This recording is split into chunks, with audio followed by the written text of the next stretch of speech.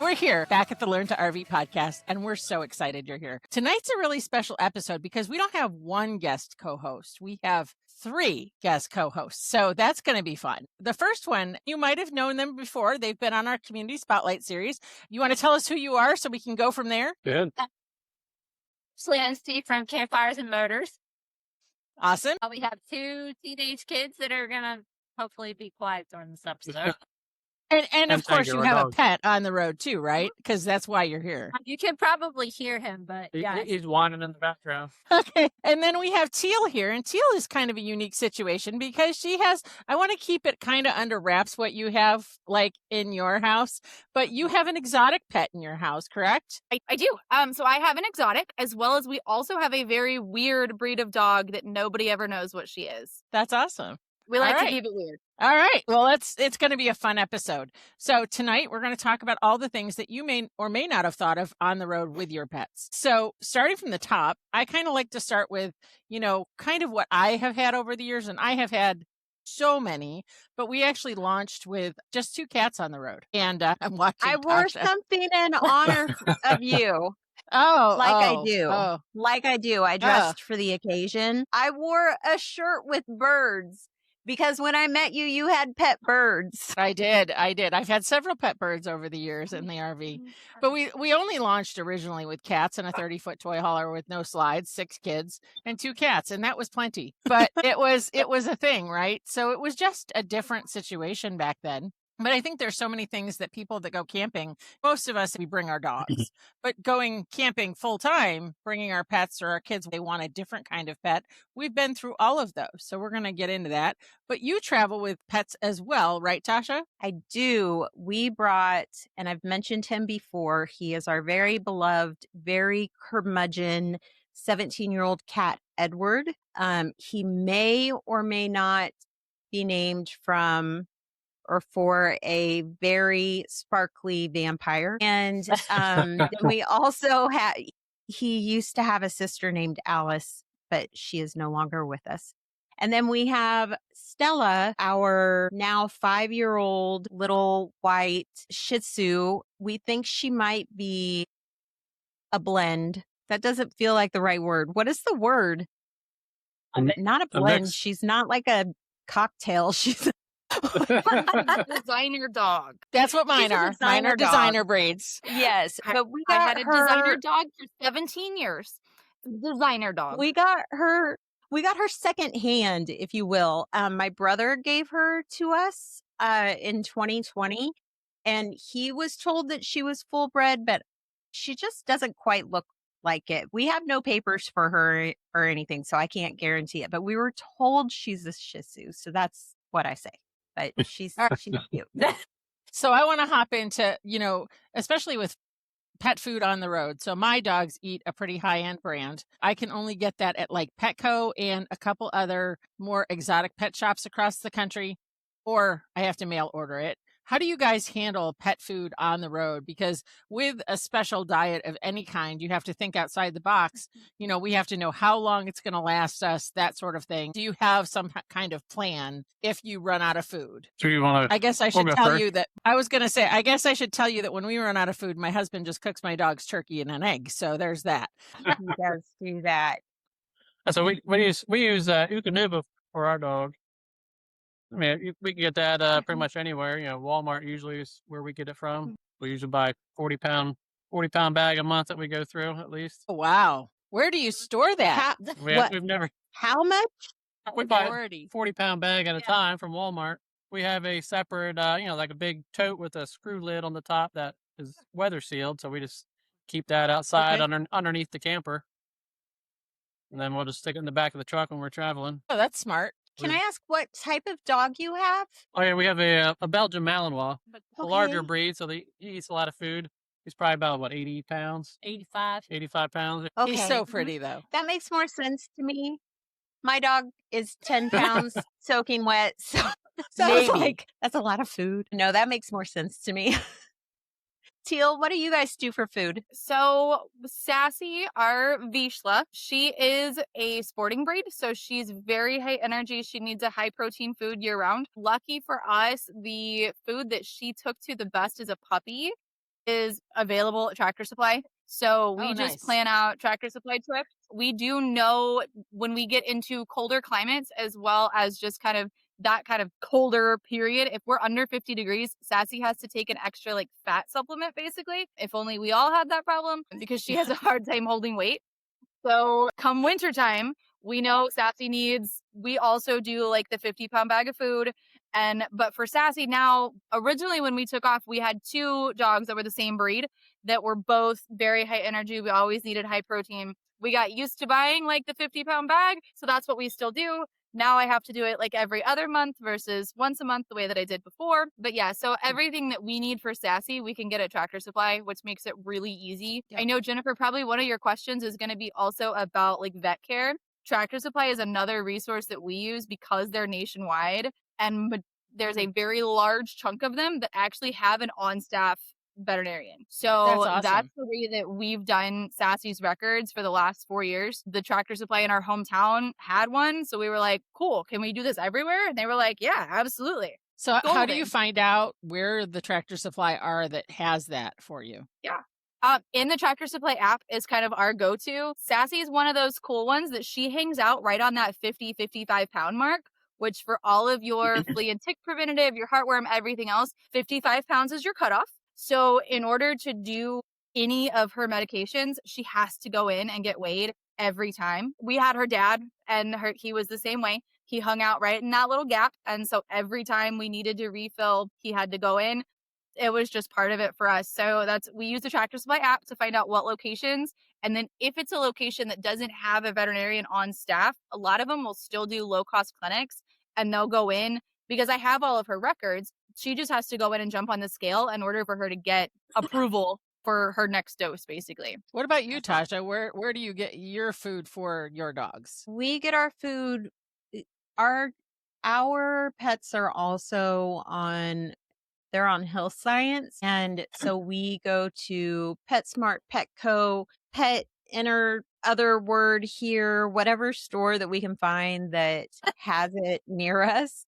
But sometimes we can't find those locations. We know that it can be difficult to find. So we will buy, we try to buy a month at a time. And the other thing is that Stella, I don't know if it's her teeth or that she's just so precious, she can't handle it, but she refuses to eat dry food. So from right out the gate, as soon as we got her, she's been eating wet, canned food. So we have that issue as well and she has a very sensitive stomach. So we have to get the sensitive wet food for small breed. So it's if we can't find it at one store, then we have to go find the other high-end pet food store so that we can see if they've got it in stock. And so when we find it, it's get as much as we need for a month because it's going to be hard to find. See, I feel that, but my situation's so different. So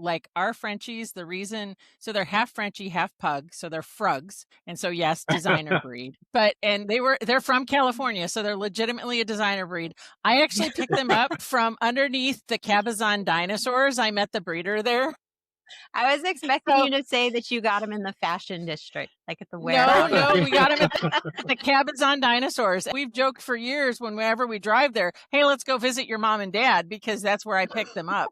We have Wesley with the dogs. When we got them, they're 4.5 years old. So we got them on the road. And that's one of the things that, is hard. Has any one of us here adopted on the road? No. Okay. So we're going to get into that, but I'm going to be the only one. So I've done it twice now. But the only way you can do it really a lot of times, because rescues won't even touch you, is a private breeder or Craigslist, which is where these guys came from. I didn't have enough money for both of them because we were in California and it was a designer breed. And I had no intention of coming home with 2 of them. But my daughter fell in love with one, and she fell in love with Millie. Millie came home with us. I gave the breeder that money, and I gave her the deposit for Wesley because I was coming home with Wesley. So she agreed to meet me back there the next week and bring me back my dog. And so I had to move some money and get him. But his poor little face going back with the breeder, and I couldn't. And so we have a brother and sister, which I don't recommend, but that's a whole nother topic entirely. But then this past fall, Gus actually my daughter actually adopted a cat, and she did it from a Petco. And I'm sure they would have never adopted to us had the rescue been there, because we're full time and we weren't anywhere in Texas when this happened. We walked in and I had just bought our other cat some food, and I'm walking out with it. And my daughter texts me and she says, "Hey mom, there's a kitten here. I want to look at it." And I was like, "Oh no." They had broken up with their significant other. And so when I say this was an emotional purchase, it was 100% an emotional purchase. The guy behind the counter looks at the food that I'm buying and goes, "Oh, you're approved." I was like, "Excuse me?" And they're like, "Well, the cat's going to have a really good life because you buy really good cat food." I feel bad for Honey Lemon though, because Honey Lemon's a rebound. She is, but she's a cute rebound. She She's is. sleeping, but yeah, she's a cute rebound. So, but she's a sweet little girl. So hopefully she moves out with my kids when they move out. But that hasn't worked in my favor in the past. So let's get into other vet care, because there's some other vet care that I know some of us have dealt with on the road. How many of you guys have dealt with emergency vet care on it? So, okay, all of us. Great. So, I mean, I'd love for Ashley and Steve to kick off, because we did do actually a whole blog about your dog's experience. If you could give us a first line kind of conversation about what that looked like. Okay. So ours happened when I was at the dog park with him that morning. He's not the type of dog that other dogs can be around. It's just, we haven't figured out how to get him to play nice, so to speak. But he was in the dog park and he was running around playing, and there was a camper directly across from where the dog park is, and he opened his door, and when he opened the door, his dog got out. So his dog got out, ran straight for the dog park, and caught our dog off guard. And then they started running along the fence, and his metal collar that we put on him when we walk with him got tangled up in the fence. It wasn't until I was getting ready to leave the dog park, after I got him untangled, got him calmed down, made sure that the owner had his dog. It wasn't until then that I realized that he was actually bleeding. Oh, wow. And I don't really know exactly how he got hurt. My only thought was that it was the fence. So I got him back on his leash and I walked to the camper, and we went from there. We ended up having to take him to the vet. He got 24 stitches and 10 staples.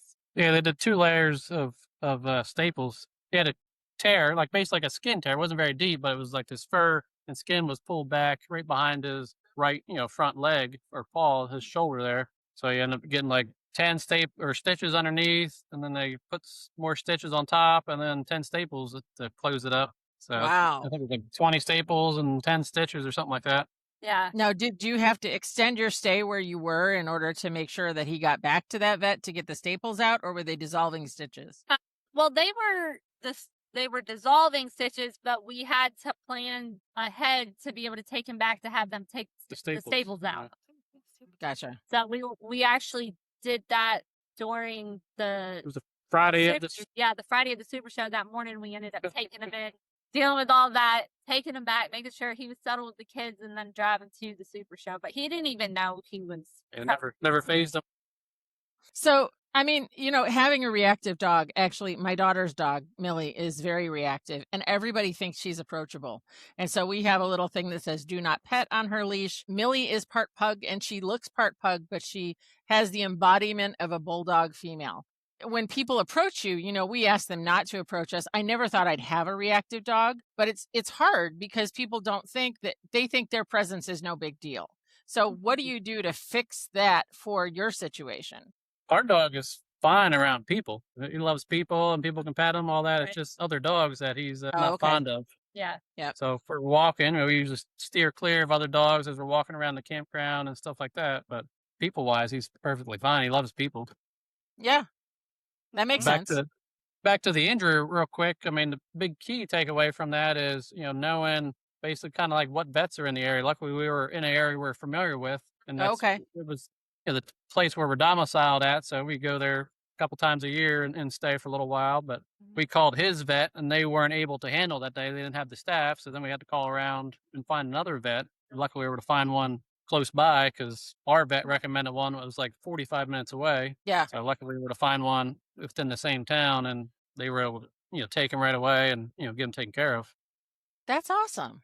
That's the big key takeaway. It's kind of every time we go to a new area now, I kind of, at least I'll look up on Google Maps, like emergency vets or vets that are close by, just in case something happens again. At least we're kind of somewhat prepared. Yeah, for sure. I think with having the term reactive always kind of gets me because like with Sassy looks very friendly. She's a sporting dog. She looks very similar to a Weimaraner, and she loves people. She loves children. But if another dog comes at her very quickly, she's been attacked not once but twice. So she's like, how about no? So John actually likes to make the joke that Sassy is the reason that when people are like passing me on a walk, I can just be like, not friendly. And I'm talking about me, but I'm also talking about the dog. And so he makes that joke every time when I'm like, she's not friendly. And he's like, the dog or you? I'm like, well, that's not very nice. I'm very friendly. But because for Sassy, she's not reactive. She's not going to be the one that initiates. However, if you come at her, she's had 2 other dogs jump out of nowhere and attack her. One leading to stitches and one just leading to an open wound. So she's like, not about it. Yeah. You bit her twice. She's done. She also is one that is very reactive or responsive to small dogs because both of them were dogs that were smaller than her because she is very sweet. She's very like, she's not a barker. Most people are like, wait, you have a dog? I'm like, I do. You don't know it because she thinks she's a cat, but it's fine. She like, because she does. She doesn't, she's not a barker. She takes her 2 to 3 walks every day. So if you don't see us on a walk, you won't know that we have a dog because that's just, she's 11. She's good with it. But yeah, but back to being that kind of responsive, knowing your dog and knowing what's around, I think is important. Yeah. And then Steve also said about like records and about knowing where the vets are. Keeping your records easily accessible, I think is super important. We had an incident where we did have to take Sassy in. This was the second time that she got attacked. Dog ran out from between 2 campers, was supposedly attached to a tether that nobody really seemed to know where it was after the fact, of course. And I had 2 dogs at the time, and so I went to reach for both of them. I picked up one, but I could not get a grip on Sassy to be able to lift her up. So luckily, that one we didn't have to get stitches or do anything with. It was just an open wound, but we still had to go in, verify our records, their records, and all that for vaccination purposes. But knowing where those records are, like I said, that's something that it's a quick grab. I started after that one, I kept screenshots on my phone. So all of her vaccination records and everything, all I have to do is pull out my phone. It's like, look, here it is. Yeah. So that if we do go into another vet and they're asking questions, I travel full time. You can look at this dog and know that she's like treated like a queen. And here's all of her records. And so we never really got questioned about it. And the other thing that we dealt with, that I'm sure Ashley and Steve, you guys have dealt with too, with having a breed that people can kind of recognize, and especially vets recognize, as it's like, this is, for lack of a better term, this is an expensive dog. And so people look at it and they're like, oh, okay, but you have this dog, why and how? And like for me, I'm like, I was a breeder. I have 27 puppies nationwide. Like I know this breed more than most. So go ahead, question me. Let's go. What do you got?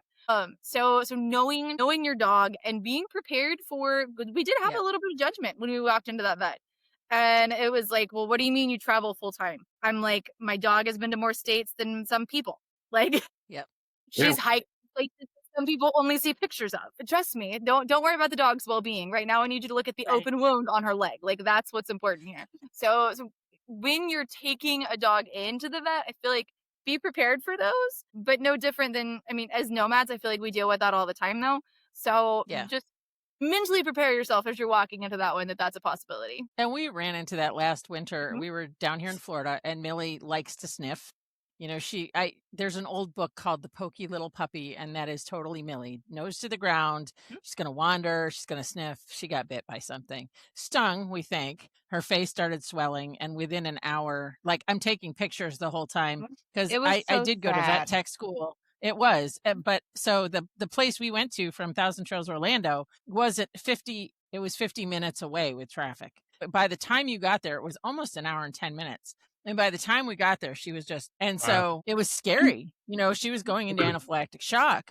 And, you know, I was thankful that we had the money to do it because she had to spend the night. And then, the next day she had to stay half a day. But it was scary. And now every time she gets stung, now we carry Benadryl on us on a regular just in case, because you never know when that's going to happen again. But I mean, it's just a scary feeling that you're going to lose your pet on the road to something that's outside of your control. It's just more than that. And I mean, we've had aging cats. We've lost pets on the road.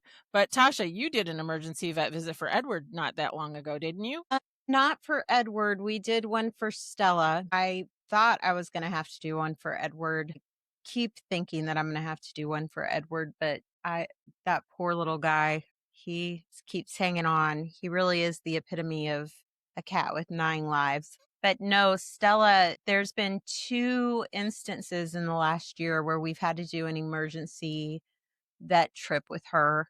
And it's because she's gotten into something on a walk or something. She likes to chew on grass when you're walking her. She starts sniffing around and then she starts chewing on grass and then she makes herself sick. And when we were in the Keys, she did this last year. And there is a veterinary clinic, Marathon Veterinary Clinic. If you ever have an emergency and you are in the Keys, Marathon Veterinary Clinic is 10 out of 10, would go again. They are amazing. But she just very quickly went from active little pup to would not get up, wasn't doing anything, wouldn't eat, wouldn't drink. She was just not moving. And so we took her in and they had her back to normal in just a few days. Just really took care of her. And then she did it again in Kentucky, maybe just a couple months ago. And she got into something. I don't know what she gets into, but I'm also, the kids walker. So they just need to keep a better eye on her. But yeah, So that's actually where I'm going next. Who is the walker in your household? It's the kids. Both of us. Usually. We both do it. And Matt's sitting next to me going like this. He wants his dues. And Teal, are you the walker in your household for the most part? We all are. Or I walk in the morning and in the evening with Sassy, and then the kids normally take her out. Like each kid takes turn basically, and so she goes. But she also is super active. So as she's gotten older now, she's like, yeah, okay, not really about these longer walks, but she still goes, sometimes begrudgingly. So on that note, I do not have active dogs. I have frugs. That means they're half Frenchie, half pug. The reason we have frugs is because my son Micah has a puggle and she's 7.5. He couldn't afford a bike, and there's a bike named Chinelli, so he named the dog Chinelli. But she attached herself to my husband. We were preparing for Micah to move out because he was old enough to move out. And we had a VA guy go, you need to get your husband a dog. And so I'm like, great idea. I'm going to get him a dog. And so it looks kind of like Chinelli. It's half Frenchie. That's what I want. It's half pug. Chinelli's half a pug. We're missing the half a beagle. So I have what I call running potatoes. They have bursts of energy that are 32 seconds long, and then they stop. And Wesley, when he was a puppy, I don't know if any of you have ever had your dogs get out, but we were in Palm Springs, Thousand Trails, and the lady across the street was cooking. And the dog smelled it. And we did not carry like a little fence back then. We now carry a little fence because catching a running potato is a nightmare. But she fed him rabbit. Oh, and so for the next 6 months to a year, he would go bolting out the front door thinking if he got outside, he was going to go find the lady cooking rabbit again. And so yes, I have all the things that I never said I would have. I have them. I have a dog that will eat you if you come too close, and we have to say, please don't touch her. We have to put her in back when you're coming over. And once she gets to know you, it's pretty okay. But she has to know you pretty well. Yeah. She'll let Tasha in now. But, 6 months from now, that may not be true anymore. I know. But then you have Wesley. Millie, friend, not food. And then she's like, oh, yeah, I remember you. Now, Wesley does have his own Instagram. Do any of your pets have their own channel? Oh, yeah. So Wesley is Wesley the Frog. So you can go find him and follow him. He has adventures. So we got Frank a dog he has to backpack versus a dog that he can go hiking with. Yep. So I'm going to switch gears just a little bit, and we're going to go into something that I know a couple of us have some experience with, and that's exotics. So it's kind of a different dynamic when you have exotics on the road. For us, we had the 2 cats, and my son wanted a ferret, which seemed like a great idea. But if you've never done ferret math, there is the problem in itself. So we got Jarrett the ferret, and Jarrett the ferret was 2 years old when we decided that he was losing weight. But Jarrett was very deaf, and so Jarrett and the next ferret didn't get along. And so now we needed another ferret so that the deaf ferret could have another ferret to talk to. And so 1 and 3 got along great. So D'Artagnan was wonderful with Jarrett. But Joji was like a jerk. He would bite people. He was everything that we didn't want in a ferret. But anyway, then, of course, Joji got sad. And so Now Joji needs You had a to get friend. another one. so for a time, we were traveling with 4 ferrets. And then we actually lost Jarrett very unexpectedly. He went into pancreatic failure. And we were in California at the time. If you don't know, it's not legal to have a ferret in every state. And so we had to go to Ferret Underground and find out where to go. We went from Palm Springs to Vegas, and he did not make it because he was already too deep in failure to do anything. Then we were back to 3, and then we added 1 more. And that was the end of the ferrets. We actually just lost our last ferret in 2025. And so we are ferretless, but it was a crazy run. And I don't know that I'd recommend it, but they were containable. They were in, their cage when they weren't out. And, they weren't ever out all the time. So for us, it was a contained pet, which was great. And they would only come out for like 2 hours, and then they would go back and sleep for 22 hours. So, I mean, like in that way, they were a great pet. The thing we had to worry about was they overheated. So just like a Frenchie. And then we were at a park in Florida one year, and some guy comes knocking on our door, and he's like, "Do you have ferrets?" And I'm like, "Yeah, why?" He's like, "They're in the fire pit." I'm like, "What?" What? And so we go running outside, and they're in the ashes, jumping around, thinking it's great. They're like covered in soot. Thank God it was cold. Yes, but ferret math is a problem, and ferret problems are a problem. But exotics have their own set of issues. We've also had a bird or 2 or 3 on the road, and so that has dust and all sorts of extra things. And then we were at a show in Texas, I think. Yeah, a big exotic pet show, and my son decided a sand boa would be fun. And so we traveled with a sand boa for a little bit, and he moved out with Hezekiah, which is great because I don't have to fight him food, because sand boas, what they don't tell you is they don't like to eat frozen food at all. So you were hunting pinkies everywhere across the country, and not all states can you get pinkies. So that is now not my problem. Exotics have their own set of challenges, but Teal has an exotic that's kind of different. And you're actually the first person I've known that's actually had this animal on the road. Yeah. So the backstory here. So growing up, my mom was a science teacher. So as a kid, we had everything from, we had a boa at one point. We've had lizards, bearded dragons, ferrets, chinchillas, guinea pigs, multiple rats, and we've had animals that needed live food. We had animals that would eat frozen food. We've had everything in the middle. So we had kind of discussed this previously, and I was like, I don't know, like I feel like on the road this could be a lot. And believe it or not, you guys have all met my husband. Listeners, if you haven't, go find him on Facebook. He's weird. It's fine. And he actually agreed and was like, I think this is a great idea. Like, I think the kids are going to love it. And I'm like, you didn't even want another dog. And you're okay. Okay, this is fine. So then we discussed it, gone back and forth. Him and I had kind of agreed, but we didn't tell the children. So we're on a hike in Bryce Canyon in August. It's like 1 billion degrees outside. And there was a hike that I really wanted to do. It was like 7 miles long. And so I was like, we're going to go. And everybody's fighting me on this hike. And I'm like, it's fine. So then we got the kids talking about all kinds of things and what kind of pets they wanted, what kind of travel plans we were looking at for the next few years, like just tossing ideas around. And so then my son is like, I really, really want to do this. And I want it to be like white with brown spots. And we're going to call it s'mores. Or we can get one that's all white and we could call it marshmallow. And I'm like, all right.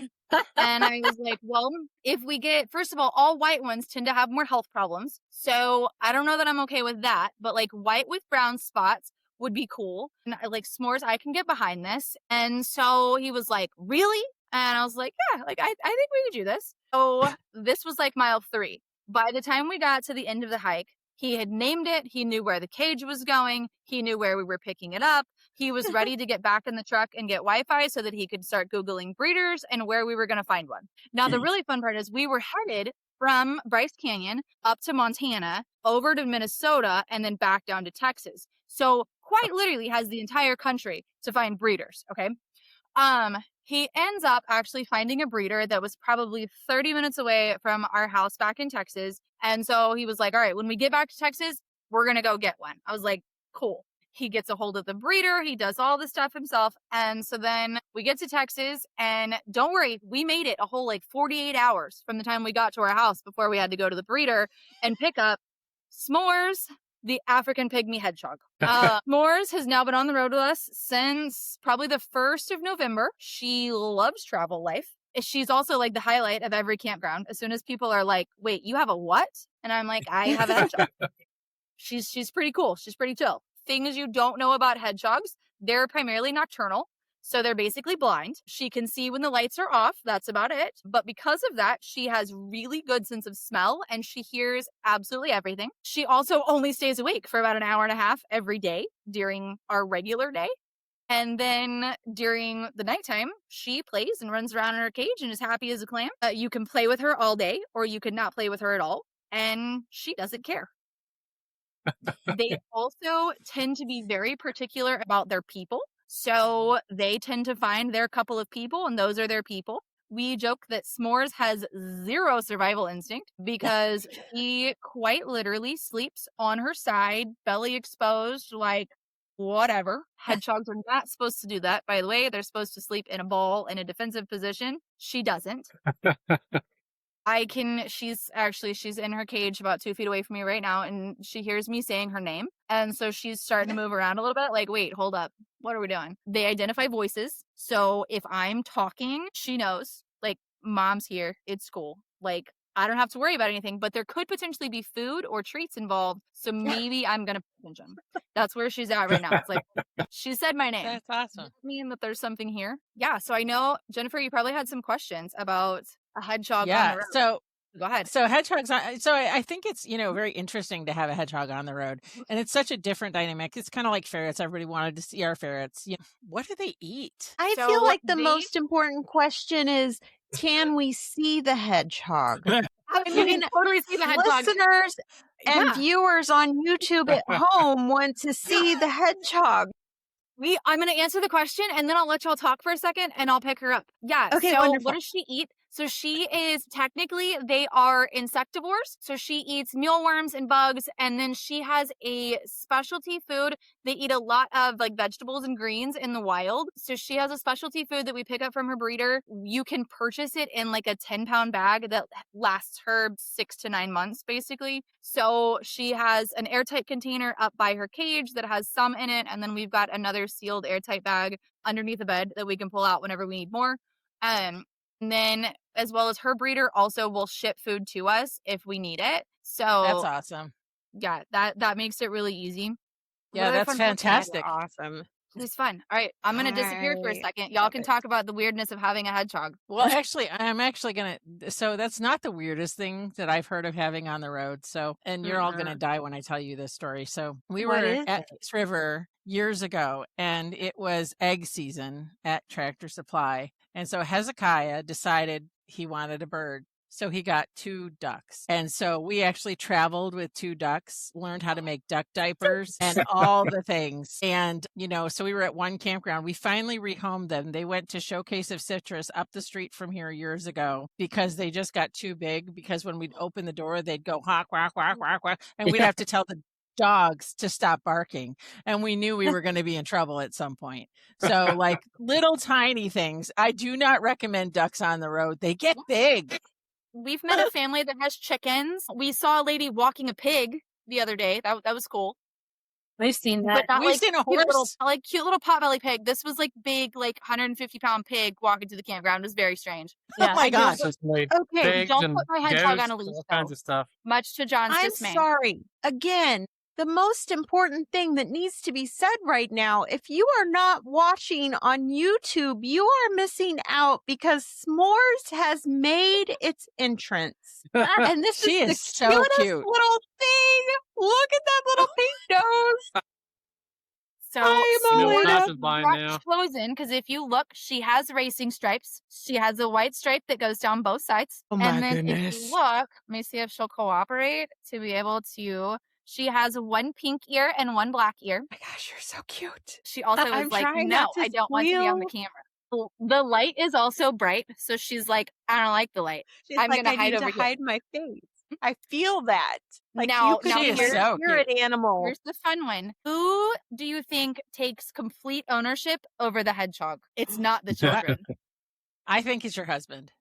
This is John's pet, guys. 100%. He calls it his emotional support hedgehog. She will That's so sit on his shoulder while he watches TV, like Oh happy as can be. He got a haircut about a week ago. She was not very happy about it because now she can't she didn't like have anything to nuzzle burrow into his neck into. and hide in his hair. Yep. They are Aw. burrowers, but they are also climbers. Fun s'mores story the other day. We had gone on a cruise. Her cage was down in the living room. Normally it's up in the loft with Callan, but she was down in the living room and apparently nobody put her lid on completely. So S'mores got potentially an entire night of adventuring through the house.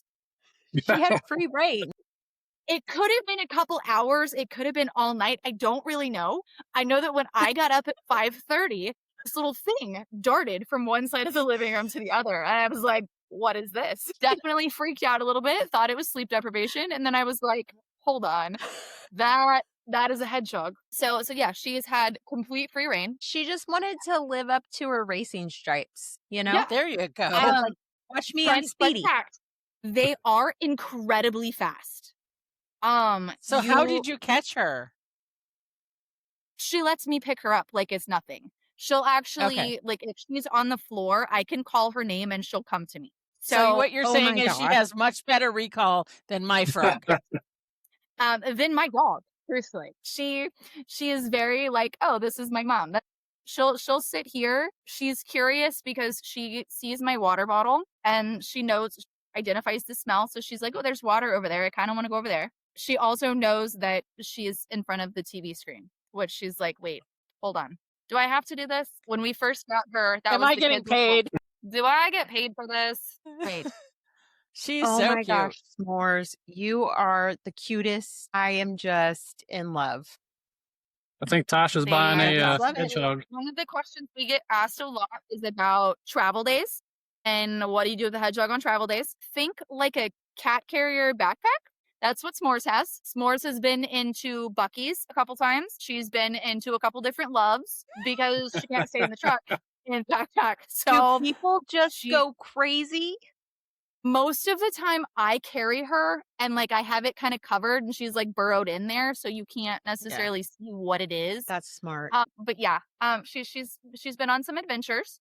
The other fun thing is kind of like your bearded dragons or any of your lizards, she can't get cold. So that's something that you don't really think about until you're boondocking and you're like, we can wake up and have it be 60 in here, but we can't let her do that.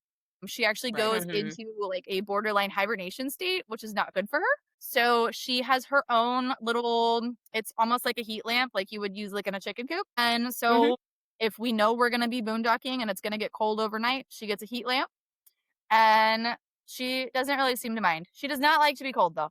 And she will let you know. Well, if and it's- we had the opposite problem with the ferrets. They couldn't get over 80 degrees. And so we couldn't boondock in a lot of places because of that.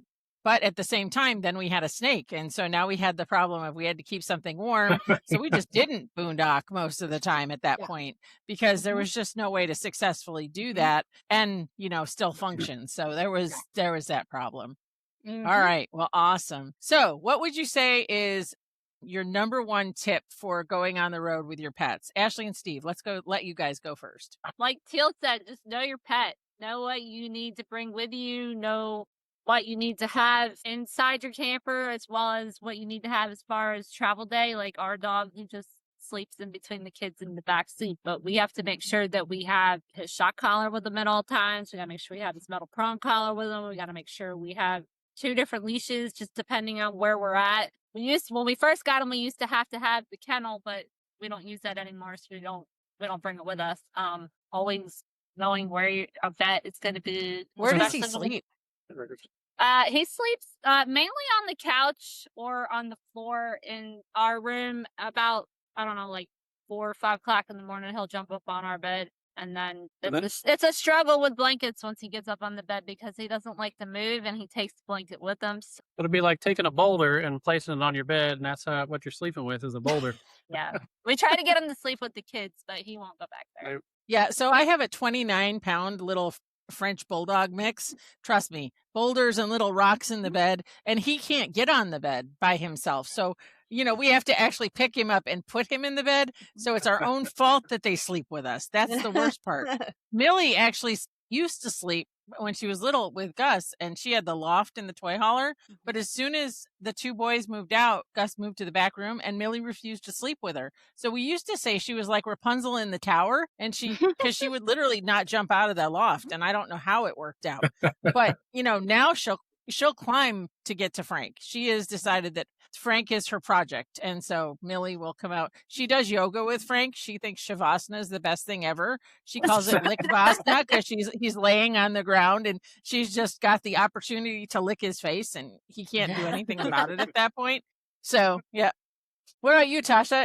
Any pointers and tips other than, make the kids walk the dogs? I do like that tip. I think it's important to give them time to get used to the new space. So like we just moved into our new rig this last week. It has been chaos and a handbasket. And we moved Stella in first, and we kind of let her get herself situated. She's still not quite there, but she's starting to get used to things. And we brought Edward over last. So that actually, I think, helped him because it gave him time to de-stress from the hyperness of having Stella in his face all the time before bringing him to a new space. And then we brought him over and just been in the garage for these first few days that he's been in here, just letting him get used to the toy hauler and kind of learn the space and where his litter box is. And so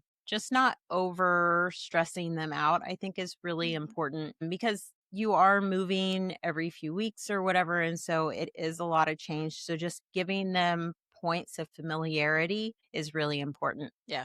Well, and I think it's important to say right now, he's not just in a garage. The garage has an air conditioner, and it's actually the kids' room. So yes, and 2 people that he knows. It's, it's not just a big empty box. He has, lots of comfortable things in there. David gets so frustrated because by the time David wakes up, Edward has already claimed David's recliner for his own. And so then he has to, like, kick the cat out of the recliner so that he can sit in it. And I'm like, good luck with that. But it is what it is. You got the cat a throne. It's always good when you get a cat a throne. Exactly. Awesome. How about you, Teal? Do you have any words of wisdom, like in terms of research, especially? Because, when you're getting into exotics, it's a whole new level. Know what you're getting into.